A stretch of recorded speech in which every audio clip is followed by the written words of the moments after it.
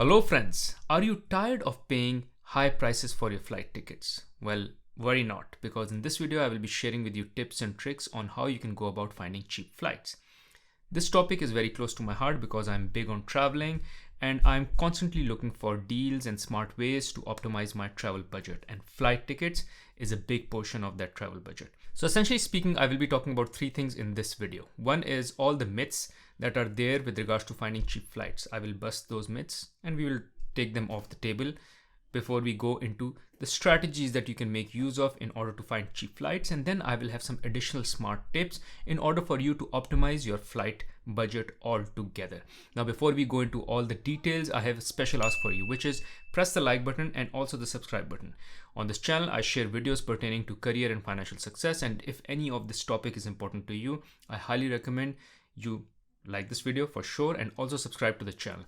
Both of these will help me, one, stay motivated, and second, improve the quality and the quantity of content that I post on this channel. Now let's get rolling into the details. Now essentially I've come across 4 key myths. One is to clear all your cookies before you buy a ticket, or you go in incognito mode so that they don't know your search history. Well, the flights are charging you based on demand and supply. If there is more demand for a particular flight, they will charge higher. If there is less demand, they'll charge lower.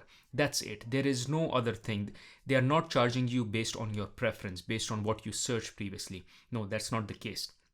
I've tried this multiple times. I've gone in incognito mode and non-incognito mode, and I've come across the same prices, and it makes sense as well. They are just trying to make sure that they balance the demand and supply. If there is no demand for their flight, the tickets will be low. If there is high demand for that particular flight, the tickets will be high. So don't worry about going in incognito mode or clearing all your cookies. Second key myth is that you should book your tickets on Tuesday. Well, it doesn't make sense either, because as I said, the airlines are charging you based on demand and supply. So if the demand is high on Tuesday, they'll charge you high. Now, the third key myth that I've come across is that if you book directly with the airline, it is much cheaper versus booking it with the third-party websites. That is completely wrong, because the airline for the most part is offering discounts and promotions to the third-party website. And the reason that is the case is because when you go on the third-party website, you're not just buying the airline ticket for that particular airline. There are other airline options available as well. So the best time to offer a discount to you is that particular time when you have availability of other options as well. While when you are on the companies or the airlines website, there is no other competition. You are booking them and they don't need to give you further discounts. They will only offer you discounts when they see that you can have access to other options as well on the same website, and hence booking with third-party websites is relatively better, and we'll talk more about that in the key strategies. Last one is that booking a direct route or direct flight is more expensive than booking indirect.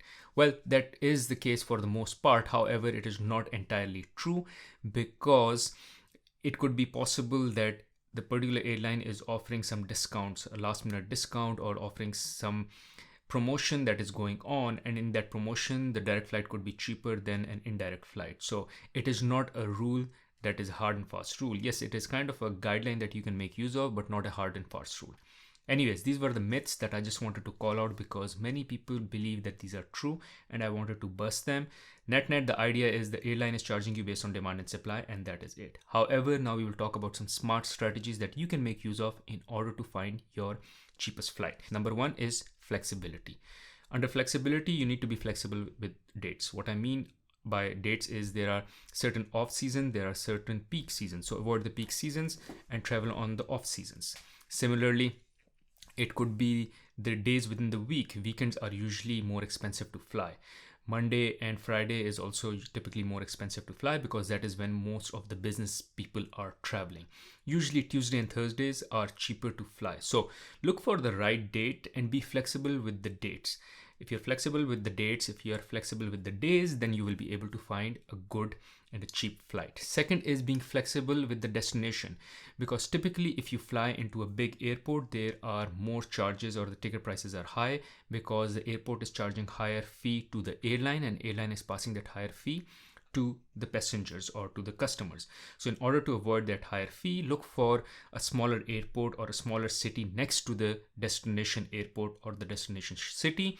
That way you will be able to find cheaper flight because those airports are charging lower fees to the airlines, and hence airlines are passing lower fee to their passengers. The third flexibility is around time, which is if there is a flight which is longer, has a transit, and takes it longer for you to reach from one destination to the other destination, then typically speaking it would be a cheaper flight versus a flight that doesn't take a lot of time for you to reach to a particular destination. So be flexible with time, and if you have more time, then you can find a cheaper flight. Last piece under the flexibility that I want to call out is that you book in advance. So the earlier you know your travel plans, the better, because as I said, it is all demand and supply. The earlier you book, there is less demand for the flight. The closer the dates get, there will be more demand for the flight, and the flight will start getting booked up. As the flight is getting booked up, there are less seats available and less supplies available. There is more demand, and hence the prices will start to go up. So it is best to book in advance as much as possible, and hence again the idea is if you plan better and you can book in advance, you can find cheap tickets. Now comes the part about how you go about searching. The best way to search for flights or cheap flights is to use a search engine, because what a search engine does is it compares all the flights that are available in that particular route or on that particular date and gives you a comparison of different flights that are available. There are numerous sites that I make use of. I've made use of Kayak, I've made use of Skyscanner, and Google itself as well, which is pretty good. So you can use these websites in order to find different sites or different airlines which are available, and then kind of make a comparison as to which one do you want to pick or choose. Another good thing about these websites is that you can also put alerts, which is every time there is a drop in the flight price, there will be an alert that will come to you in form of an SMS or an email saying that the particular flight that you were interested in, the route or that particular date, the prices have dropped. And hence maybe that is your signal to say, okay, now the prices have dropped, just because maybe there is less demand for that particular flight, and you can go and book your flight which is cheaper than what you saw earlier when you were searching for that particular route.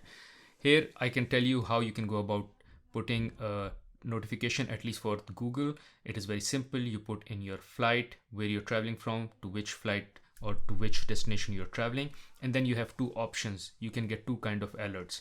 One alert is around date, which is if you're flexible with dates, Google will provide you the best price in dates around the date that you've picked. Or if you're not flexible with date, then Google will provide you alerts on that date with regards to any drop in the prices of the flights. Now, another good piece about using the search engine is that it will also provide you access to premium airlines and budget airlines as well. So if you are interested in getting more comfort, obviously you'll have to pay more, but you can go for a premium airline or you can go for a budget airline. So you get that comparison. Now, with regards to budget airlines, make sure that you also understand any additional fees that may come on top, like excess baggage or something. So that may not be available in a budget airline and you may have to pay on top of it.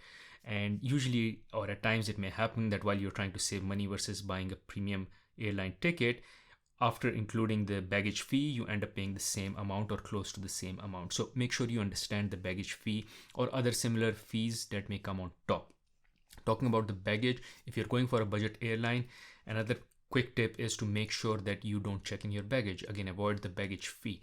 Rather, you go and purchase a travel bag where you can fit in all your clothes. There are very smart travel bags which are available in the market. You can purchase them.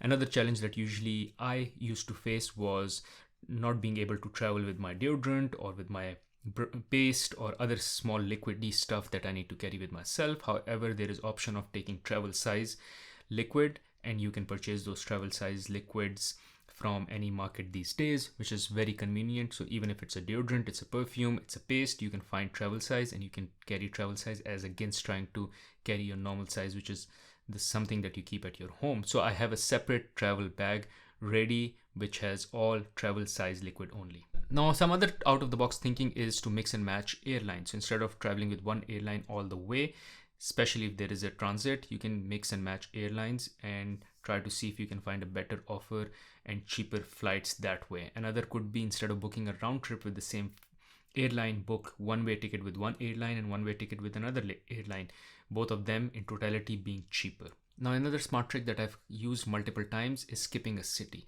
This usually works when you are booking a flight to a destination with a layover. And for instance, you are going from place A to place B. However, instead of booking from place A to B, you book from place A to C with a layover in B. The flight from A to C with a layover might be cheaper versus booking directly from A to B, because C is not a very high in demand destination, so any flight going from A to C typically ends up being cheaper. So if you book this flight when you have a layover at B, you can skip traveling from B to C and you can just go on your destination, which is B. Because if you were to book directly from A to B, since B is in high demand from A, it is typically high in prices. I've used it multiple times, especially for international flights.